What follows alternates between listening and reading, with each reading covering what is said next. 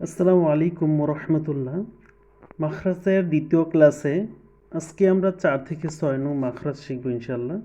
তবে একটি কথা জেনে রাখা উচিত যে মাখরাজ সহ যদি কেউ কোরআন তেলাওয়াত করে, আশা করি ইনশাল্লাহ তার ৫০% কোরআন সহি শুদ্ধ হয়ে যাবে ইনশাআল্লাহ। আমাদের প্রত্যেকেরই উচিত মাখরাজ সহ কোরআন তেলাওয়াত করা। আমরা প্রথম ক্লাসে ১ থেকে ৩ নং মাখরাজ শিখেছিলাম। আজকে আমরা ৪ থেকে ৬ নং মাখরাজ শিখব এবং এইখানে আহ, ৫টি হরফ আছে, ৫টি হরফের উচ্চারণ শিখব ইনশাল্লাহ।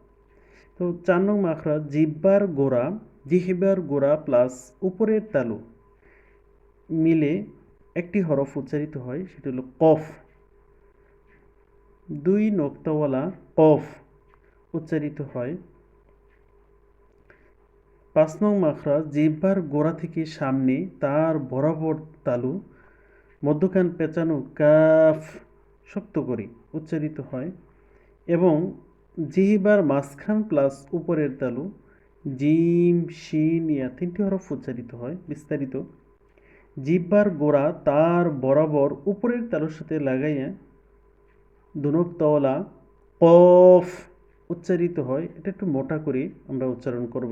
কফ, কফ, কফ। ৫ নং মাখরাজ জিহ্বার গোড়া হতে একটু আগে বাড়াইয়া তার বরাবর উপরের তালুর সাথে লাগিয়ে মধ্যকান পেঁচানো কাফ শক্ত করে কাফ, কাফ উচ্চারিত হয়।